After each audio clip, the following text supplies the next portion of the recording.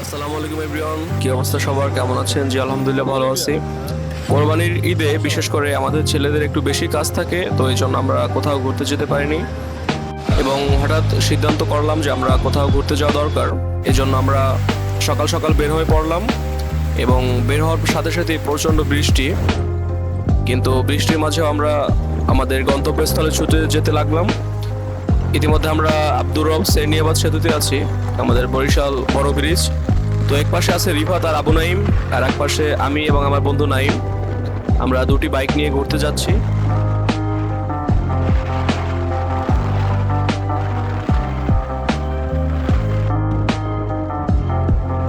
বড় ব্রিজ শেষ করে আমরা এখন ছোট ব্রিজে, সাথে সুন্দর প্রকৃতি এবং ওয়েদার।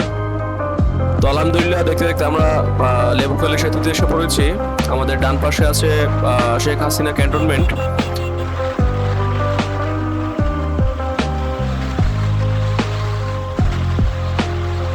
আর আজকে ভালো লাগার কারণ যে আমরা চারজন যে বন্ধু যাচ্ছি, একটা সময় ছিল সকাল বিকাল আমরা সবসময় দেখা করতে পারতাম, কিন্তু ব্যস্ততার কারণে সবাই সবার নিজ নিজ কাজে ব্যস্ত থাকে, এই জন্য দেখা হয় না।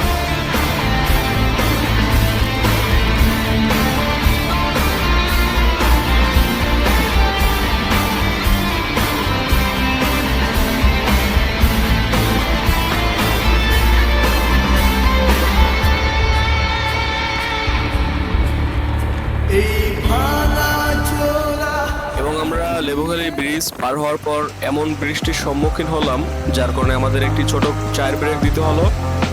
এবং আমরা চায়ের ব্রেক শেষে আমতলী ফেরিঘাট ফেরিতে আছি। ফেরি পার হয়ে বরগুনার উদ্দেশ্যে যাব। বন্ধু নাইম সে ঝালমুড়ি খাচ্ছে এবং আমতলী ফেরিটি একটু সুন্দরভাবে দেখানোর চেষ্টা করলাম। নদীটি বেশ বড়, ভালোই বড়। এবং আমার চার বন্ধু, আমি সহ চার বন্ধু, আমি এক পাশে, তারা আড্ডা দিতেছে এবং আমাদের ফেরি ইতিমধ্যে ছেড়ে দেবে এখনই। প্রায় আপনার 80 কিলোমিটার পথ ড্রাইভ করে আসতে হয়েছে আমাকে, জন্য একটু ক্লান্ত। এবং আমাদের ফেরিটি ইতিমধ্যে অপর পাশে এসে পড়েছে ঘাটে। এবং ফেরি থেকে নামার সময় প্রচণ্ড বৃষ্টির সম্মুখীন হয়ে আবার, এই জন্য আমরা একটু ব্রেক নিলাম এবং আমাদের বন্ধু সাকিব সে আমাদের সাথে যুক্ত হয়েছে আমাদের সাথে। আজকের এমন একটা ওয়েদারে বের হলাম, কিছুটা হলে আপনি এখন বুঝতে পারবেন যে কি পরিমাণ অন্ধকার এবং বৃষ্টি। ড্রাইভ করা খুবই কষ্টকর হয়ে যাচ্ছে, কারণ রাস্তা অনেক পিচ্ছিল এখন। তো বন্ধু নাইমের অবস্থা।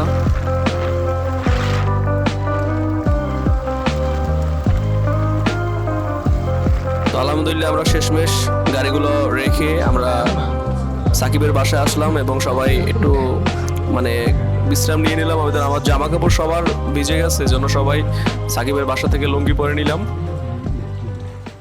এবং আমাদের সাকিবের বাসার ট্যুর শেষে এখান থেকে খাওয়া দাওয়া করার পর আমরা আবার কুয়াকাটার উদ্দেশ্যে রওনা দিলাম। বৃষ্টির মাঝে ছুটে চলেছি আমরা কুয়াকাটার উদ্দেশ্যে।